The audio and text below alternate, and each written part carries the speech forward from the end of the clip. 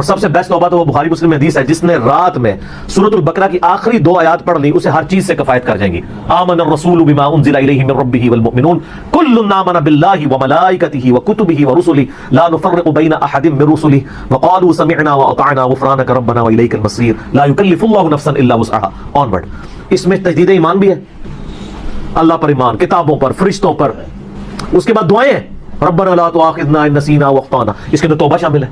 سب سے بیسٹ تجدید ایمان جو ہے سورہ بقرہ کی آخری 2 آیات ہے، اور یہ ہمارے وظیفے میں ہم نے بلو کارڈ کے اوپر بھی لکھا ہے کہ نبی علیہ السلام نے فرمایا، اور یہ حدیث بخاری مسلم دونوں میں، جو شخص رات کو سونے سے پہلے سورۃ البقرہ کی آخری 2 آیات پڑھ لے، اس میں جو کچھ اللہ سے مانگا ہے وہ اس کو دے دیا جائے گا۔ یہ بھی الفاظ ہے اللہ کی یاد، لا الہ الا انت سبحانک انی کنت من الظالمین، سورۃ الانبیاء میں آیا، اور اللہ تعالیٰ نے فرمایا سورہ الصفات میں کہ اگر یونس اس دعا کے ساتھ ہمیں یاد نہ کرتا، ہائے ہائے، تو پھر اسی دن مچھلی کے پیٹ سے نکالا جاتا جس دن کے مردے نکالے جائیں گے، یعنی قیامت تک، یعنی وہ مچھلی یونس کی قبر بن جاتی اگر وہ یہ دعا نہ کرتا۔ اس سے کئی رزلٹ نکلے۔ ایک تو رزلٹ یہ نکلا کہ یہ دعا اللہ کو اتنی محبوب ہے کہ وہ اللہ جس کا جلال اتنا ہے کہ وہ اپنے پیغمبر کو بھی کہہ رہا ہے کہ تو نے قیامت والے دن ہی نکلنا تھا، کہ مجھے اتنا غصہ ہے تیرے اوپر، گناہ کے اوپر نہیں، لغزش کے اوپر، وہ غصہ بھی ٹھنڈا ہوگا۔ اس لیے میں کہتا ہوں سب سے بیسٹ استغفار جو آئے ہیں ان میں سے ایک لا الہ الا انت سبحانک انی کنت من الظالمین ہے، اور جامعہ ترمذی میں حدیث ہے جو شخص بھی یونس کی دعا کے ساتھ اللہ کی طرف متوجہ ہوا اللہ اسے معروم نہیں لوٹائے گا۔ یہ اسماء اعظم میں سے ہے، اور قرآن میں بھی ہے کذالک ننجی المؤمنین، مومنین کو بھی ہم نجات دیں گے جو یہ یونس کی طرح دعا مانگے گا۔ یہ تو قرآن میں بھی ذکر ہے۔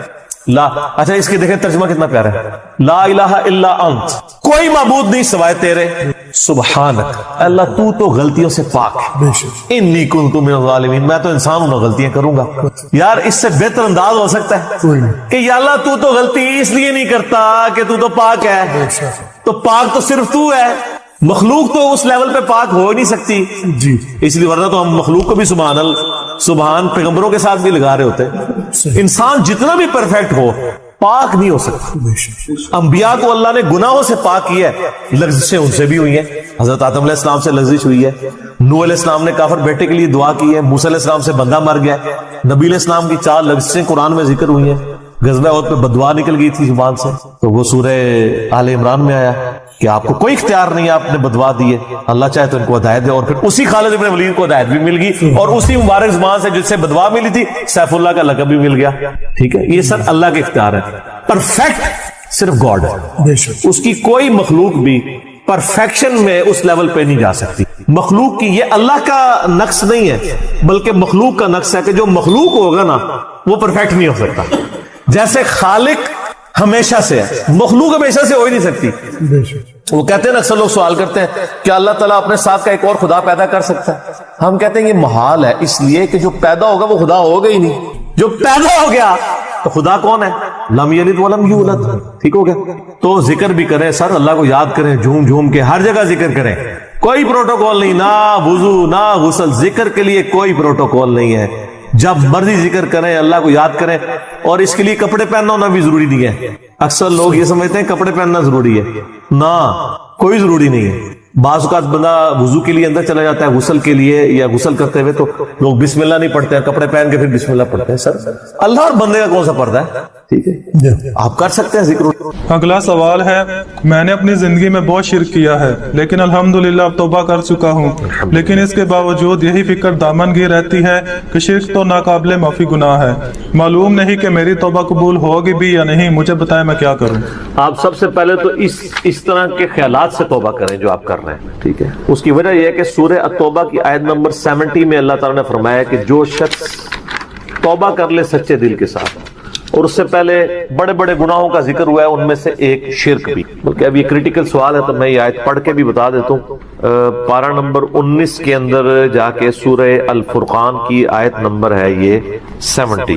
اعوذ باللہ من الشیطان الرجیم، بسم اللہ الرحمن الرحیم۔ ہاں جی یہ آ گیا، والذین لا يدعون مع اللہ الہا آخر، یعنی اللہ تعالیٰ اہل ایمان کی نشانی بتا رہا ہے کہ وہ ایسے لوگ ہیں کہ وہ اللہ کے ساتھ کسی اور کو الہ کے طور پر نہیں پکارتے. وَلَا يَقْتُلُونَ النَّفْسَ الَّتِي حَرَّمَ اللَّهُ إِلَّا بِالْحَقِّ، اور کسی جان کو ناحق قتل نہیں کرتے. ہاں بفتوی شریعت والا معاملہ علیحدہ ہے، یعنی قتل کے بدلے قتل، وہ بھی گورنمنٹ کا جوڈیشری کا کام ہے، آپ نے خود نہیں کرنا. وَلَا يَزْنُونَ، نہ زنا کرتے ہیں. وَمَن يَفْعَلْ ذَلِكَ يَلْقَ أَثَامًا، جو کوئی یہ 3 گناہ کرے گا عنقریب ان کا عذاب چکھ لے گا. کون سے 3 بڑے گناہ گنوائے گئے ہیں؟ نمبر 1 اللہ کے ساتھ شرک، نمبر 2 قتل ناحق، اور نمبر 3 زنا. حتیٰ کہ بخاری مسلم میں ایک حدیث ہے کہ نبی علیہ السلام سے جب بڑے بڑے گناہوں کے بارے میں پوچھا گیا نا تو آپ نے یہی 3 گناہ گنوائے اور پھر آپ نے کہا قرآن پڑھ کے دیکھو. یعنی نبی علیہ السلام بھی اپنی بات کی دلیل میں قرآن پیش کرتے ہیں. ماشاء اللہ تعالی. والذین لا يدعون مع اللہ الہا آخر ولا يقتلون النفس التي حرم اللہ الا بالحق ولا يزنون ومن يفعل ذلك يلقى اثاما يضاعف له العذاب يوم القيامة ويخلد فيه مهانا. جو یہ 3 گناہ کرے گا اس کے لیے عذاب دگنا کر دیا جائے گا قیامت میں، اور وہ ذلیل و خوار کر کے آگ میں یعنی جھونکا جائے گا. الا من تاب، ہاں اگر کوئی ان گناہوں سے توبہ کر لے. کون سے؟ نمبر 1 شرک، نمبر 2 قتل ناحق، اور نمبر 3 زنا. وآمن وعمل عملا صالحا، اور ایمان لے آئے، یعنی ایمان تو پہلے بھی ہوگا نہیں، صحیح والا ایمان، اور نیک عمل کرے. فَأُولَئِكَ يُبَدِّلُ اللَّهُ سَيِّئَاتِهِمْ حَسَنَاتٍ، تو پھر ایسے شخص کے گناہوں کو بھی اللہ تعالیٰ نیکیوں سے بدل دے گا. صرف معافی نہیں سر، جتنے بڑے بڑے گناہ تھے اسی لیول کی بڑی بڑی نیکیاں. وَكَانَ اللَّهُ غَفُورًا رَحِيمًا، اور اللہ تعالیٰ تو بخشنے والا مہربان ہے. وَمَن تَابَ وَعَمِلَ صَالِحًا، جو کوئی توبہ کرے اور نیک اعمال کرے. فَإِنَّهُ يَتُوبُ إِلَى اللَّهِ مَتَابًا، تو اللہ تعالیٰ کہتا ہے کہ میرے ذمہ ہے اس کی توبہ کو قبول کرنا. یعنی اللہ تعالیٰ نے اپنے اوپر خود سے واجب کیا، حالانکہ اللہ تعالیٰ کسی چیز کا پابند نہیں ہے کہ جو میری طرف رجوع لائے گا میں اسے ضرور معاف کروں. تو اگر کسی شخص کو اس طرح کا وہم آتا ہے نا، اور یہ وہم اس لیے بھی آ رہا ہوتا ہے، بعض اوقات لوگ یعنی اس کا ترجمہ کرتے ہوئے بالکل لفظی ترجمہ کر رہے ہوتے ہیں. قرآن حکیم کی آیات چونکہ پورے کانٹیکسٹ کے ساتھ ہوتی ہیں، بیک گراؤنڈ میں آیات نازل ہوئی ہوتی ہیں، لہٰذا میں جب بھی ان آیات کا ترجمہ کرتا ہوں نا، جب اسپیسیفکلی شرک کو ایڈریس کر رہا ہوتا ہوں، میرا لیکچر نمبر ہے مسئلہ نمبر 3 دعا صرف اللہ ہی سے، اور سچ پیپر بھی ہے اس کے اوپر، تو ہم یہ ترجمہ جو ہے نا یہ آیت ان اللہ لا یغفر ان یشرک بہ، بے شک اللہ اس گناہ کو کبھی معاف نہیں کرے گا کہ کوئی شخص اللہ کے حضور قیامت والے دن اس حال میں پیش ہوا کہ اس نے دنیا میں شرک کیا ہوا، یعنی بغیر توبہ کے وہ مرا. وَيَغْفِرُ مَا دُونَ ذَلِكَ لِمَن يَشَاءُ، اور شرک کے علاوہ ہر گناہ معاف کر دے گا، وہ بھی اوپن لائسنس نہیں، جس کے لیے چاہے گا. یعنی جو شخص شرک سے توبہ کیے بغیر گیا نا، اس کی تو توبہ ہے ہی نہیں قیامت. ہاں دنیا میں کر گیا وہ معاملہ علیحدہ ہے، قیامت میں اللہ سے اس حال میں ملا کہ اس نے دنیا میں شرک کیا ہوا اور توبہ نہیں کی، تو اللہ تعالیٰ اس کا گناہ معاف نہیں. وَمَن يُشْرِكْ بِاللَّهِ فَقَدْ ضَلَّ ضَلَالًا بَعِيدًا، جو کوئی شرک کرتا ہے وہ گمراہی میں دور جا پڑا. وَلِعَوْذُ بِاللَّهِ تَعَالَى. دنیا میں تو میرے بھائی جامعہ ترمذی میں حدیث ہے، نبی علیہ السلام نے فرمایا موت کے غرغرے سے پہلے اللہ تعالیٰ توبہ قبول کرے. موت کے غرغرے سے مراد ہے نزع کا عالم طاری ہونے سے پہلے. جب کسی کو موت نظر آ گئی نا اب وہ توبہ نہیں کر سکتا. تو قرآن حکیم میں ہے نا، فرعون جب ڈوبنے لگا تھا تو اس نے کیا کہا تھا، میں ہارون اور موسیٰ کے رب پر ایمان لاتا ہوں، بنی اسرائیل کے رب پہ. تو اللہ تعالیٰ نے کیا فرمایا تھا، الآن، اب لایا ایمان. حالانکہ ایمان تو لے آیا تھا، وہ غرغرہ تو وہ لے ہی رہا تھا نا، غوطہ تو کھا رہا تھا نا. تو موت کے غرغرے سے مراد ہے نزع کا عالم طاری ہونے سے پہلے. اور اس میں ایک پوائنٹ کئی دفعہ ہائی لائٹ کر چکا ہوں، یہاں پہ بھی کر دوں. اگر آپ کو کسی شخص کے بارے میں یہ پتا چل جائے نا کہ اس کو لا علاج بیماری لگ چکی اور وہ اب کچھ عرصے میں ایکسپائر ہو جائے گا، جیسے کینسر ہے، یعنی ہم نے یہ لرن کر لیا نا کہ کینسر جب 3rd سٹیج کے اوپر پہنچ جاتا ہے تو وہ انسان بچتا نہیں. جس شخص کو کینسر ہوا ہے یا سپوز اس کے گردے فیل ہو گئے یا دل بالکل ایج پہ پہنچ چکے، ایسے لوگوں کو یعنی پاکستان انڈیا میں تو لوگ چھپاتے ہیں کہ پہلے ہی نہ کہیں مر جائے. وہ سن کے کتنی ران کن بات ہے کہ مسلمان جس کے لیے موت ایسٹ ہونی چاہیے، چلو کافر کو تو سمجھ آتا ہے، اس نے تو دنیا ہی کمائی ہے نا، مسلمان بھی مرنے سے پہلے مر جاتے ہیں موت کا سن کے. ایسا تو نہیں ہونا چاہیے اصولاً. اور یہ ٹانٹ اللہ نے قرآن پاک میں یہودیوں کو دی ہے سورہ جمعہ کے اندر، کہ کہتے ہیں نا اللہ کے بڑے چہیتے ہیں، ان کو کہو کہ تم موت کی تمنا کرو اگر تم سچے ہو. اگر تم اللہ کے چہیتے ہو تو پھر موت تو تمہارے لیے خوشخبری ہونی چاہیے، لائبلٹی نہیں ہونی چاہیے، ایسٹ ہونی چاہیے. اب یہی تان ہمیں دم ہی آ رہا ہے. مسلمان کی حالت نہیں چاہیے اس کو موت کا پتہ چلے تو جناب وقت سے پہلے ہی مرنے کی کوشش کرے. تو لیکن آپ یورپ امریکہ میں اگر کسی کو بیماری ہونا اس کو بتا دیا جاتا ہے کہ سر پلان کر لیں 6 مہینے ہیں, اور 6 مہینے بھی ان کے پلان ہیں, وہ 6 سال بھی ہو سکتے ہیں 6 گھنٹے بھی ہو سکتے ہیں, وہ تو اللہ کی مرضی ہے, وہ ایک ایسٹیمیٹ بتاتے ہیں. یہاں پہ لوگ چھپا لیتے ہیں. اس کا نقصان یہ ہے کہ نہ وہ اپنی لائف کو یعنی کوئی وراثت کے پوائنٹ آف ویو سے مینج کر سکتا ہے, اور سب سے بڑھ کے اسے توبہ کی طرف آپ کو لانا چاہیے. میں تو کہتا ہوں نہیں, کسی کو کینسر ہو گیا ہے ابھی اس میں موت کا غرغرہ نہیں آیا, کو کینسر ہوا ہے نا, پتہ نہیں کب مرنا ہے, ٹھیک ہے نا, نزع کا عالم بھی نہیں ہے, اس کو سب سے پہلے بتائیں کہ بھئی تمہیں لا علاج بیماری ہے, تمہاری ڈیتھ کسی بھی وقت ہو سکتی ہے, اللہ کی طرف رجوع لاؤ. سر اس نے پوری زندگی بھی عیاشی کی تھی نا, وہ اپنی آخرت مینج کر سکتا, وہ تو خیر کر سکتا ہے, ہمیں بھی اپنی آخرت مینج کرنی چاہیے. روزانہ مرنے سے پہلے توبہ کرنی چاہیے. روزانہ ہم مرتے ہیں نا, صحیح بخاری میں حدیث ہے نا, نبی علیہ السلام رات کو سوتے ہوئے کیا دعا مانگتے تھے؟ اللہم باسمک اموت و احیا, میں تیرے نام پر مرتا اور جیتا ہوں, یعنی سوتا اور جاگتا ہوں, کیونکہ صحیح بخاری میں حدیث ہے موت جو ہے وہ نیند کی بہن ہے. اور جب آپ صبح اٹھتے ہیں تو وہ بھی صحیح بخاری میں دعا ہے, الحمدللہ الذی احیانا بعد ما اماتنا والیہ النشور. تمام تعریفیں اس اللہ کے لیے ہیں جس نے مجھے مرنے کے بعد زندہ کیا, یعنی موت کے بعد زندہ, اور میں نے پلٹ کے اس کی طرف جانا ہے. تو رات کو سونے سے پہلے توبہ کریں, اور سب سے بیسٹ توبہ تو وہ بخاری مسلم میں حدیث ہے, جس نے رات میں سورۃ البقرہ کی آخری 2 آیات پڑھ لی اسے ہر چیز سے کفایت کر جائیں گی. آمن الرسول بما انزل الیہ من ربہ والمؤمنون کل آمن باللہ وملائکتہ وکتبہ ورسلہ لا نفرق بین احد من رسلہ وقالوا سمعنا واطعنا غفرانک ربنا وإلیک المصیر لا یکلف اللہ نفسا الا وسعها. آنورڈ. اس میں تجدید ایمان بھی ہے, اللہ پر ایمان, کتابوں پر, فرشتوں پر. اس کے بعد دعائیں ہیں, ربنا لا تؤاخذنا ان نسینا واخطانا, اس کے اندر توبہ شامل ہے. سب سے بیسٹ تجدید ایمان جو ہے سورہ بقرہ کی آخری 2 آیات ہیں, اور یہ ہمارے وظیفے میں ہم نے بلو کارڈ کے اوپر بھی لکھا ہے کہ نبی علیہ السلام نے فرمایا, اور یہ حدیث بخاری مسلم دونوں میں, جو شخص رات کو سونے سے پہلے سورۃ البقرہ کی آخری 2 آیات پڑھ لے, اس میں جو کچھ اللہ سے مانگا ہے وہ اس کو دے دیا جائے گا. یہ بھی الفاظ ہے, تو اس میں کیا کچھ مانگا ہوا ہے؟ تو تجدید ایمان. پھر صحیح بخاری میں حدیث ہے کہ نبی علیہ السلام فرمایا جو صبح یقین کے ساتھ 1 دفعہ پڑھ لے سید الاستغفار, اور شام سے پہلے اگر مر گیا سیدھا جنت میں جائے گا. اور اگر شام کو پڑھ لیا پورے یقین کے ساتھ, یقین سے مراد ہے کہ باقی توبہ کا اس کا ارادہ ہوا, صبح سے پہلے مر گیا سیدھا جنت. اللہم انت ربی لا الہ الا انت خلقتنی وانا عبدک وانا علی عہدک ووعدک ما استطعت اعوذ بک من شر ما صنعت ابوء لک بنعمتک علی وابوء بذنبی فاغفر لی فانہ لا یغفر الذنوب الا انت. یہ سید الاستغفار ہے. تو یہ وہ ہے توبہ جو روزانہ کرنی چاہیے, نزع سے پہلے, یعنی صبح بھی پڑھے شام کو پڑھے. بلکہ مسند البزار میں صحیح سند کے ساتھ ہے کہ نبی صلی اللہ علیہ وآلہ وسلم ہر فرض نماز کے بعد بھی سید الاستغفار پڑھتے تھے. ہر فرض نماز کے بعد ایک تو ہم پڑھتے ہیں نا اللہ اکبر استغفر اللہ استغفر اللہ استغفر اللہ اللہم انت السلام منک السلام تبارک یا ذا الجلال والاکرام. اس کے بعد آپ سید الاستغفار آیت الکرسی بھی پڑھیں. آیت الکرسی کے بارے میں بھی آیا ہے سنن نسائی الکبریٰ کے اندر صحیح سند کے ساتھ, ہم نے گرین کارڈ میں ڈالا ہے کہ جو شخص آیت الکرسی فرض نماز کے فوراً بعد پڑھے گا مرتے ہی جنت میں جائے گا. لیکن نماز پڑھے گا, خالی آیت الکرسی نہیں, نماز کے فوراً بعد, تو نماز بھی اس کو پڑھنی چاہیے. تو اس طرح یعنی تجدید ایمان والا یہ معاملہ بھی کرنا چاہیے, اور یہ وہمی نہیں بننا چاہیے کہ اللہ تعالیٰ معاف نہیں کرے گا. صحیح بخاری اور مسلم دونوں میں حدیث ہے کہ میں اپنے بندے کے گمان کے قریب ہوں. جو بندہ میرے لیے گمان کرتا ہے میں ویسا ہوں اس کے. جو شخص کہتا ہے اللہ مجھے معاف نہیں کرے گا تو اس کو واقعی اللہ معاف نہیں, اور جو کہے گا کہ اللہ تعالیٰ مجھے معاف کر دے گا اسے اللہ معاف کر. تو انشاءاللہ تعالیٰ یہ کبھی ایسا نہیں کرنا چاہیے اللہ تعالیٰ سے نا امیدی والا معاملہ.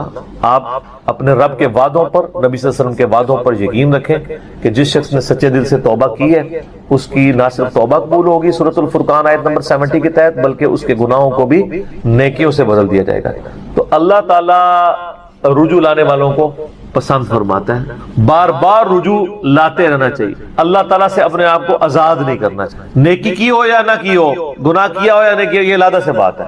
نبی علیہ السلام سے بڑھ کر کون نیک ہو سکتا ہے؟ صحیح بخاری میں حدیث ہے کہ میں بھی روزانہ 70 سے زیادہ دفعہ اپنے رب کی طرف استغفار لے کے آتا ہوں. استغفر اللہ و اتوب الیہ, نبی علیہ السلام. اور یہ 70 کا عدد آپ نے کثرت کے لیے بولا ہے. عربی میں 70 کا مطلب 70 ڈیجٹ نہیں ہوتا. 70 کا مطلب 1000 دفعہ بھی ہو سکتا ہے, 10,000 دفعہ بھی ہو سکتا ہے, 100 دفعہ بھی ہو سکتا ہے. کثرت کے لیے بولا جاتا ہے. تو استغفار تو بندے کی ضرورت ہے, یہ اللہ سے ایک نیکی ہے, اور ہر چیز کے ساتھ استغفار اٹیچ ہے. آپ دیکھیں کہ محفل سے اٹھنے کی جو دعا ہے اس میں استغفار ہے، سبحانک اللہم و بحمدک اشہد ان لا الہ الا انت استغفرک و اتوب الیک، سنن نسائی میں حدیث ہے۔ پھر سنن نسائی الکبریٰ میں حدیث ہے کہ نبی علیہ السلام وضو کے بعد بھی یہ دعا پڑھتے تھے، سبحانک اللہم و بحمدک اشہد ان لا الہ الا انت استغفرک و اتوب الیک، اور فرمایا یہ پڑھ لو تو یہ اللہ تعالیٰ قیامت کے دن تک کے لیے اس کو سنبھال کے رکھ دے گا، تمہیں اس کے عوض نیکیاں ملیں گی، ٹھیک ہے نا۔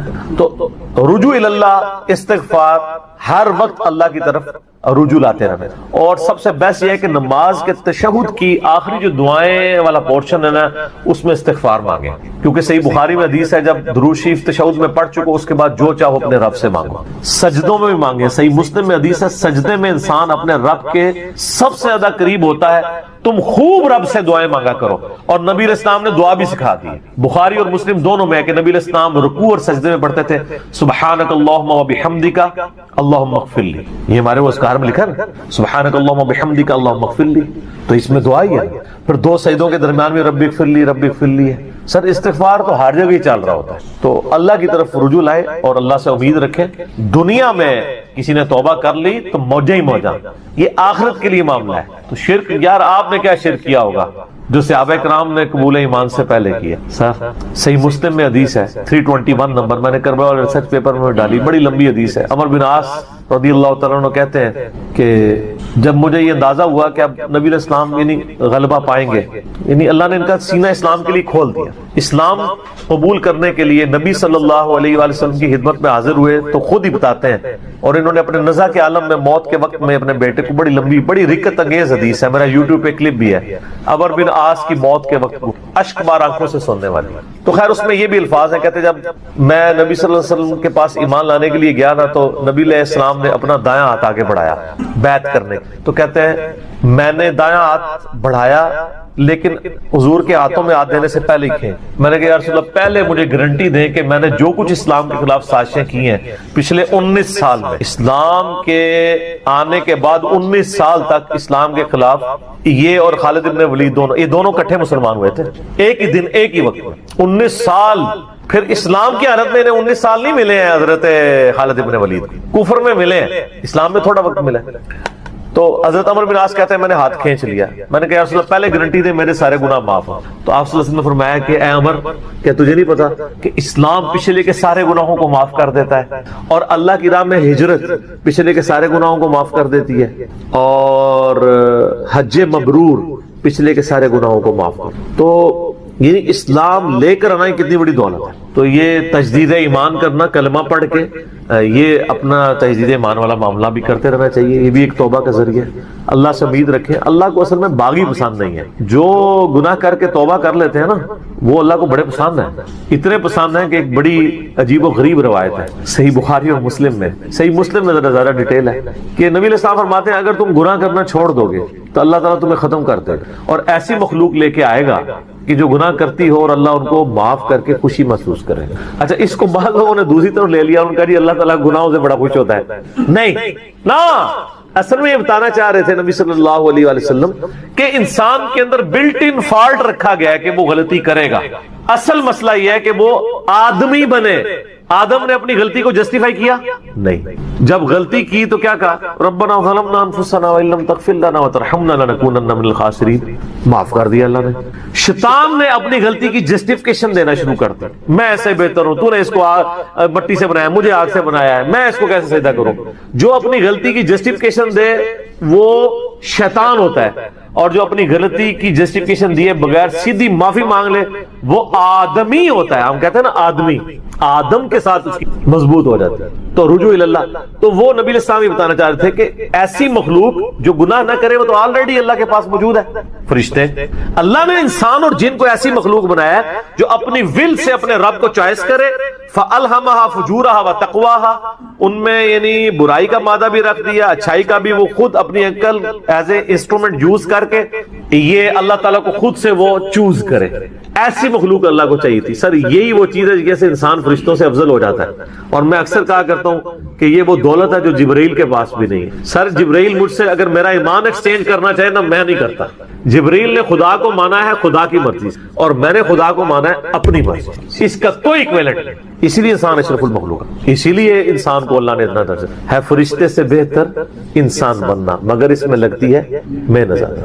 انسان بنے، آدمی بنے، یہ نہ ہو کہ اولئک کالانعام بل ہم اضل، جو سورۃ الاعراف میں ہے کہ وَلَقَدْ ذَرَأْنَا لِجَهَنَّمَ كَثِيرًا مِنَ الْجِنِّ وَالْإِنسِ، جنوں اور انسانوں کی اکثریت دوزخ کے لیے ہی پیدا ہوئے ہیں۔ یہ اللہ نے ایکسپرٹ اوپینین دیا، یہ نہیں ہے کہ میں نے دوزخ کے لیے ان کو بنایا۔ ساتھ یہ ہے کہ ہم نے ان کو کام دیے تھے، یہ سنتے نہیں، سننے کا سا نہیں سنتے، آنکھیں دی تھی دیکھتے نہیں، دیکھنے کا سا دیکھتے نہیں، یعنی عبرت والا، اور عقل دی تھی، دل دیے تھے، آپ عقل کر لیں ترجمہ، دل کر لیں، وہ سوچتے نہیں ہیں۔ اولئک کالانعام بل ہم اضل، یہ تو چوپایوں کے مانند ہے بلکہ ان سے بھی بدتر ہیں، جو آنکھ، کان اور عقل کو یوز کر حق بات تک نہیں پہنچتے۔ ولا تقف ما لیس لک بہ علم، 10 کمانڈمنٹس میں سے 9 کمانڈ کیا ہے؟ سورہ بنی اسرائیل آیت نمبر 36۔ اے انسان کسی چیز کی پیروی اس وقت تک مت کرنا جب تک تجھے اس کے بارے میں ڈیفینیٹ علم حاصل نہ ہو جائے۔ ان السمع والبصر والفؤاد کل اولئک کان عنہ مسئولا، بے شک کان، آنکھیں اور عقل ان کے بارے میں پوچھا جائے گا، تم نے ان کو یوز کر کے حق بات تک پہنچنے کی کوشش کیوں نہیں کی ہے؟ اچھا ہم کوشش ماشاءاللہ کر رہے ہیں لیکن دنیا میں حق بات تک پہنچنے۔ میں آپ سے ایک چھوٹا سا سوال کرتا ہوں، آپ موٹر بائک پہ جا رہے ہو، دن کے وقت آپ نے ہیڈ لائٹ کھولی ہوئی ہو، سامنے سے آپ کو کوئی یوں اشارہ کرے تو آپ اسے گالی سمجھیں گے؟ فوراً ہیڈ لائٹ آف کریں گے۔ لیکن معذرت کے ساتھ آپ کوئی دینی غلطی کر رہے ہو اور آپ کو کوئی ہائی لائٹ کرے تو آپ اس دینی غلطی کے ہائی لائٹ ہونے کو اسی اشاری کی طرح سمجھیں گے یا آگے سے اس کو پڑھ دیں گے؟ جہاں تو یہی ہوتا پڑھ دیتے ہیں۔ اسی لیے لوگ اکثر لوگ بتانا ہی چھوڑ گئے ہیں، وہ کہتے ہیں یار کہ دسیو کتنے بوڑھے ہو چکے ہیں، وضو کرنے کا طریقہ نہیں، یہاں تک صرف بازو اوپر کیا ہوتا ہے، ان کو پتہ نہیں کون سمیت دھونا ہے۔ سال لوگ دیکھ رہے ہوتے ہیں، کہتے ہیں یار چھوڑ، حالانکہ وہی بندہ اس وقت گڑھے میں گرنے لگے نا تو کتنے لوگ اس کو پکڑانے کے لیے آ جائیں گے، کیونکہ وہ فزیکلی نظر آ رہا ہوگا نا، آخرت کا گڑھا نظر نہیں آ رہا نا، انسان کہتا خیر ہے۔ یہی ہمدردی ہماری آخرت کے پوائنٹ آف ویو سے بھی ہونی، اور یہی حوصلہ ہمیں سننے کے اعتبار سے بھی ہونا چاہیے۔ میں اکثر کہتا ہوں کہ دنیا میں اگر آپ کو گالی دے کے بھی آپ کے دنیا کے نفع کی کوئی بات کرے نا، فلانا ٹھیک ہے تو اتنے بیٹھے ہیں، ادھر تو اناؤنسمنٹ ہوئی ہے کہ جناب جو اپنا شناختی کارڈ لے کے آ جائے تو اس کو راشن فری مل رہا ہے، تو آپ کو اس دوست کی گالی یاد آئے گی کہ یار بڑی مہربانی، بعد میں بھی آ کے بھی شکریہ ادا کریں گے۔ لیکن وہی دوست آپ کو پیار محبت سے بات سمجھائے کہ یار یہ تم غلط کر رہے ہو، آپ اس کو کتے کی طرح پڑ جاتے ہیں، اور کوئی نہیں تو کہتے ہیں اس کو تمیز ہی نہیں بات کرنے کی۔ دنیاوی طور پہ وہ گالی نکال کے بھی دنیاوی فائدے کی بات کرے تو آپ تمیز کو نہیں دیکھتے، اور آپ کے آخرت کے فائدے کی بات وہ لجاجت سے بھی کرے تو آپ کہتے ہیں تمیز سے نہیں بات کر رہا۔ اصل میں آپ نے خود کبوتر کی طرح آنکھیں بند کی ہوئی ہیں، بلی کو غائب کرنا چاہتے ہیں لیکن بلی غائب نہیں ہوگی، تھوڑی دیر بعد آپ کی گردن مروڑ لے، وَلِعِیاذُ بِاللَّهِ تعالی۔ یعنی یہ ایک انسان کے اوپر ایک موت کی تلوار تو لٹک رہی ہے، ٹھیک ہو گیا؟ تو ان کو کہ بے فکر ہے، توبہ قبول ہے انشاءاللہ تعالی۔ اگلا سوال، کیا فرض نماز کے بعد 3 بار استغفر اللہ کے بعد ایک دفعہ سید الاستغفار بھی پڑھ سکتے ہیں؟ یہ بدعت تو شمار نہیں ہوگا؟ نہیں، کوئی بدعت نہیں ہوگا۔ صحیح مسلم میں حدیث ہے کہ نبی علیہ السلام فرض نماز کے بعد 3 دفعہ استغفر اللہ پڑھتے تھے اور پھر ایک دفعہ پڑھتے تھے اللہم انت السلام و منک السلام تبارک یا ذا الجلال والاکرام۔ اور بخاری اور مسلم دونوں میں ہے کہ فرض نماز کا مکمل ہونا نبی علیہ السلام کی ہم تکبیر کی آواز سے پہچانتے تھے، یعنی بلند آواز سے آپ اللہ اکبر کہتے تھے۔ پہلے ایک دفعہ اللہ اکبر بلند آواز سے کہنا ہے، پھر 3 دفعہ آہستہ آواز میں استغفر اللہ۔ یہ ہمارے اہل حدیث بھائی جو ہیں اس سنت پہ عمل کر رہے ہیں، لیکن وہ استغفر اللہ بھی اونچا بولتے ہیں۔ استغفر اللہ اونچا بولنا خلاف سنت ہے، صرف اللہ اکبر بلند آواز سے۔ اور دوسری طرف علماء عرب ہیں، انہوں نے اپنے اذکار کارڈ میں سے اللہ اکبر نکال ہی دیا ہوا ہے، وہ صرف استغفر اللہ پڑھتے ہیں۔ اور جب ان سے پوچھیں کہ یار اللہ اکبر نہیں پڑھتے، وہ کہتے ہیں نہیں، یہ جو بخاری مسلم میں ہے نا کہ نبی علیہ السلام بلند آواز سے تکبیر پڑھتے تھے، تو تکبیر سے مراد استغفر اللہ ہے۔ دیکھیں آپ بندہ کو ضد میں، استغفر اللہ کس عربی ڈکشنری میں تکبیر ہے؟ اگر آپ نہیں مانتے تو ہم آپ کو علم الکلام اور فقہ والا جواب دیتے ہیں۔ بخاری مسلم میں حدیث ہے، حضرت ابو ہریرہ کہتے ہیں کہ نبی علیہ السلام جب نماز شروع کرتے تو تکبیر کہتے، جب رکوع میں جاتے تو تکبیر کہتے، جب رکوع سے سر اٹھاتے تو سمیع اللہ لمن حمیدہ ربنا ولک الحمد کہتے، جب سجدے میں جاتے تو تکبیر کہتے، جب سجدے سے سر اٹھاتے تو تکبیر کہتے۔ تو کیا وہ استغفر اللہ کہتے تھے؟ کہتے نہیں، وہ اللہ اکبر ہی ہوتا تھا۔ تو بخاری مسلم میں جو ہے کہ نماز کا ختم ہونا میں تکبیر کی آواز سے پہچانتا تھا، تو وہ بھی پھر استغفر اللہ نہیں، تکبیر ہی ہے۔ یہ میں نے فقی علماء عرب کو بھی دی تھی، اور وہ بڑے ضد میں ہیں۔ وہ کسی کارڈ کے اوپر ان سے جو عربی کارڈ بھی چھپ کے آتے ہیں نا، آپ لوگ دیکھیں نا، وہ اللہ اکبر نہیں لکھا ہوتا، یہ تو شکر ہے دارالاسلام والوں نے، چونکہ انٹرنیشنلی سب سے بڑا ادارہ ہے اہل حدیث کا، انہوں نے جو اذکار والے چھاپے اس میں اللہ اکبر چھاپا ہے تو یہ عام ہوا ہے، ورنہ پاکستان کے اہل حدیث بھی اس کے اندر مبتلا ہو گئے تھے۔ اب ایون یہاں جو عرب ملکوں سے اہل حدیث آتے ہیں نا، وہ اللہ اکبر نہیں اونچا کہتے ہیں، وہاں پہ ٹرینڈ نہیں ہے، وہ سنت ہی کھا گئے ہوں گے۔ دیکھو ایک سوال میں کتنے جواب دیتے ہیں۔ تو استغفر اللہ کے بعد آپ سید الاستغفار پڑھ سکتے ہیں، بخاری میں حدیث ہے جو بندہ سید الاستغفار صبح کے وقت ایک دفعہ پڑھ لے پورے یقین کے ساتھ، یہ انٹرنیشنل نمبر کے مطابق ہے 6306، ٹھیک ہے جی، ابھی تو میں جوان ہوں۔ اللہم انت ربی لا الہ الا انت خلقتنی وانا عبدک وانا علی عہدک ووعدک ما استطعت اعوذ بک من شر ما صنعت ابوء لک بنعمتک علی وابوء بذنبی فاغفر لی فانہ لا یغفر الذنوب الا انت۔ جو صبح کے وقت پورے یقین سے پڑھ لے، مرن شام سے پہلے مر گیا تو جنتی، اور جو شام کو پڑھ لے صبح سے پہلے پڑھ گیا تو جنتی۔ یہ صبح شام کے اذکار بلو کارڈ میں ہمارا یہ ذکر موجود ہے، آپ یہ سید الاستغفار فرض نماز کے بعد پڑھ سکتے ہیں، بلکہ سنت بھی ہے۔ گرین کارڈ میں ہم نے نہیں ڈالا ہوا، جگہ نہیں تھی۔ مسند البزار میں صحیح سند کے ساتھ یہ حدیث موجود ہے کہ نبی علیہ السلام فرض نماز کے بعد بھی ایک دفعہ سید الاستغفار پڑھتے تھے۔ تو نہ صرف یہ جائز ہے بلکہ سنت ہے، اور میں الحمدللہ فرض نماز کے بعد جو آیت الکرسی کا وظیفہ ہے، باقی اذکار ہیں، تو میں سید الاستغفار ہر فرض نماز کے بعد پڑھتا ہوں، کیونکہ نبی علیہ السلام کی سنت تھی سید الاستغفار بھی، اور 3 دفعہ استغفر اللہ لادا سے، اور اللہم انت السلام منک السلام، اور باقی اذکار۔ اور یہ تو میں صرف سمجھانے کے لیے کہہ رہا ہوں، یہ تو آپ گن بھی نہیں سکتے۔ قرآن پاک میں اللہ تعالیٰ نے فرمایا نا کہ اللہ کی نعمتیں اتنی زیادہ ہیں کہ تم انہیں شمار کرنا چاہو تو شمار بھی نہیں کر سکتے۔ تو وہاں سے اللہ تمہیں رزق دے گا، تمہیں گمان بھی نہیں ہوگا۔ اب رزق کے لیے ضروری نہیں ہے کہ آپ کے پاس مال و دولت اور آپ کے ایسٹس بڑھ جائیں، یہ بھی اللہ تعالیٰ کا بہت بڑا رزق ہے کہ آپ کے پاس جو تھوڑے بہت ایسٹس ہیں وہ سلامت ہیں۔ کسی ایک میڈیکل کیس کسی گھر کے اندر 1 کروڑ پڑتی بندے کو بھی لا کے زیرو پہ کھڑا کر سکتے۔ آپ کی زندگی میں کئی ایسے کیسز ہوئے ہوں گے، جدادیں تک بک جاتی ہیں۔ وہ مجھے واصف علی واصف صاحب کی بات یاد آ گئی، وہ کہتے ہیں میں وہ مسجد میں بیٹھا ہوا تھا تو ایک بندے کو میں نے دیکھا کہ وہ دعا مانگ رہا ہے کہ یا اللہ 25 سال پہلے جو میں نے دعا تجھ سے کی تھی وہ واپس لے لے، بس یہ دعا کر رہا ہے۔ کہتے ہیں وہ فارغ ہوا تو میں نے اس سے پوچھا کیا ہوا؟ اس نے کہا جی 25 سال پہلے میں نے اللہ سے رو رو کے ایک بیٹا مانگا تھا، میری بیٹی ہی تھی صرف، اور وہ بیٹا میرے گاٹے فٹ ہو گیا، یعنی وہ نشے میں مبتلا ہو گیا، سارا گھر کا مال اس نے بیچ دیا، مجھے کنگال کر دیا، تو میں اللہ سے کہہ رہا ہوں یا اللہ یہ اولاد واپس ہی لے لے۔ تو یہ بھی تو ہو سکتا ہے۔ سورہ توبہ میں آتا ہے، اللہ تعالیٰ آتا ہے اپنے جو فاسق و فاجر لوگوں کے بارے میں کہ اللہ تعالیٰ چاہتا ہے کہ ان کی اولاد کو ہی ان کے لیے عذاب بنا، اولاد بھی عذاب بن سکتی، اس لیے میں دعا کیا سکھائی گئی ہے، ربنا ھب لنا من ازواجنا وذریاتنا قرۃ اعین واجعلنا للمتقین اماما۔ اے اللہ ہماری بیویوں اور ہماری اولاد میں آنکھوں کی ٹھنڈک بنا اور ہمیں پرہیزگاروں کا امام بنا، ہماری آنے والی نسلیں پرہیزگار ہوں، ورنہ یہ تو مصیبت بھی گلے پڑ سکتے۔ تو ایک میڈیکل کیس آپ کو کہاں سے کہاں لے کے جا سکتے، ایک بچے کا نافرمان ہونا آپ کو کہاں سے کہاں لے کے جا سکتے، اور اس سے بڑی ناکامی تو آخرت کی ناکامی ہے۔ ایسا بچہ بھی ہو سکتا ہے کہ جو آپ کی دنیا تو برباد نہ کرے لیکن آخرت برباد کر دے، اس کی وجہ سے آپ گناہوں میں مبتلا ہو جائے۔ تو یہ بھی رزق کی ایک فارم ہے۔ رزق صرف یہ نہیں ہے کہ آپ کے لیے مال پانی کھل جائے، بلکہ مال سبسسٹنس لیول پہ بھی موجود ہے، لیکن آپ کو کوئی ایسی تکلیف نہیں آ رہی کہ جس کی وجہ سے آپ کا مال نہیں نکل رہا۔ ورنہ ایک بندہ 10 لاکھ روپے مہینے کا کماتا ہے اور 9 لاکھ روپے اس کا نکل جاتا ہے، کیا فرق پڑا اس کو؟ اس نے کون سا ایسٹ بنا لیا، اور جو اذیت گزار رہا ہے وہ لادا اس کو تو کوئی سوچ بھی نہیں سکتا، ذہنی ٹینشن ہے۔ صحیح بخاری مسلم میں حدیث ہے، نبی علیہ السلام فرمایا ہمیشہ اپنے سے نچلے لوگوں کو دیکھو تو تمہیں یوں اللہ تعالیٰ کی نعمتوں پر صبر نصیب ہوگا اور قناعت نصیب، اوپر نہ دیکھو۔ اور پھر بخاری مسلم میں یہ حدیث ہے کہ ابن آدم کے پاس اگر سونے کی 2 وادیاں ہوں تو وہ خواہش کرے گا تیسری وادی بھی مجھے مل جائے، اس کا پیٹ صرف قبر کی مٹی بھری۔ والعیاذ باللہ تعالی۔ بخاری مسلم دونوں میں حدیث ہے کہ انسان کہتا ہے میرا مال میرا مال میرا مال، نبی علیہ السلام فرمایا تیرا مال تو وہ ہے جو تو نے کھا پی لیا یا پہن کر بوسیدہ کر دیا یا اللہ کی راہ میں خرچ کر کے آخرت کے لیے محفوظ کر لیا، باقی جتنا مال ہے وہ تو تیرے ورثہ کا مال ہے، تو کہتا ہے میرا مال ہے۔ پھر بخاری مسلم دونوں میں حدیث ہے کہ نبی علیہ السلام نے فرمایا کہ انسان کے 3 دوست ہیں، ایک دوست ہی اس کی قبر تک ساتھ جاتا ہے، وہ اس کے اعمال ہیں، باقی جو 2 دوست ہیں وہ باہر ہی رہ جاتے ہیں، اس کے رشتہ دار اور مال۔ اب مال ساتھ جاتے ہیں، مال بھی آپ ساتھ لے کے جا سکتے ہیں، لیکن وہ مال جو آپ نے پہلے اپنی زندگی میں اپنی مرضی سے اللہ کی راہ میں خرچ کر دیا، وہ اللہ کے ڈیوائن بینک میں جمع ہے، وہ قرآن پاک میں سورۃ البقرہ میں ہے 700 گنا تک کہ اللہ تعالیٰ کر کے لوٹائے گا، بلکہ یہاں تک فرمایا کہ یہ اللہ تعالیٰ کو تم قرض دے رہے ہو اور اللہ تعالیٰ اس قرض کو لوٹائے گا۔ دیکھیں کتنا قدردان ہے کہ دیتا اللہ ہے اور جب اسی کے دیے ہوئے میں سے آپ اسی کی راہ میں خرچ کرتے ہیں تو وہ کہتا ہے کہ یہ تم نے مجھے قرض دی. اللہ کہتا ہے میں تمہارا مقروض ہوں، تمہیں لوٹاؤں گا. یہ ہے اللہ تعالیٰ کی قدردان. جامعہ ترمذی میں حدیث ہے، مسند امام احمد میں موجود ہے کہ نبی علیہ السلام فرمایا کہ جب بھی کوئی شخص دعا کرتا ہے وہ خالی نہیں جاتی، یا تو اس دعا